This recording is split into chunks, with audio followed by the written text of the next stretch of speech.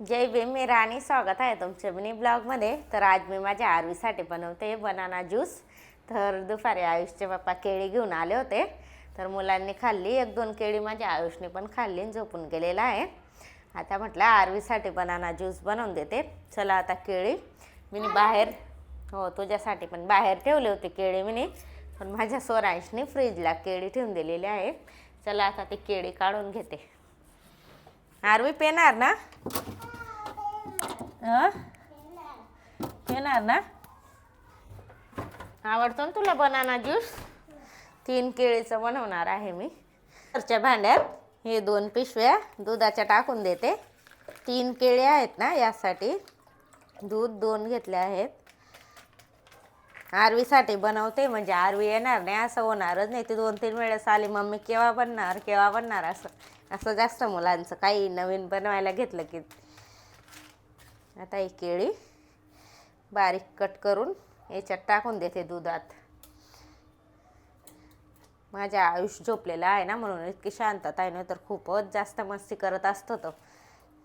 जेवण वगैरे आता थोड्या वेळ पहिले आवरलं आमचं, घरातलं सर्व आवरलं. परत आयुषला झोपवलं. बापरे, 3 केळी याच्यात कट करून टाकून देते. तुम्ही पण नक्की करून बघा, हेल्दी पण असतं आणि म्हणजे बाळाचं वजन वगैरे कमी असलं ना, तर म्हणजे वजन वाढीसाठी पण चांगलं असतं. इतकी साखर घेतलेली आहे मी, ही सर्व टाकून देते. आता हे मिक्सरला ग्राइंड करून घेते. आयुष उठून जाणार नाही तर मिक्सरच्या आवाजात. झालं असं की 3 केळी टाकली मी आणि दूध आहे तर जास्त होऊन गेले, यासाठी मी अजून 1 केळा टाकला. म्हणजे टोटल 4 केळ्यांचा ज्यूस बनवते मी. नंतर अजून 1 टाकला.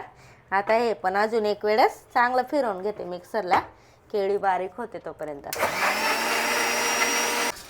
केळी थोडी अख्खी होती, यासाठी मी अजून 1 वेळेस ग्राइंड केलं. पाहू शकता तुम्ही किती छान ग्राइंड झालेलं आहे असं.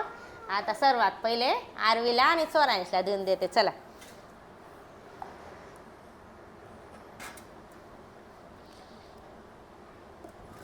घे बेटा, पिऊन सांगा कसं झालं आहे असं.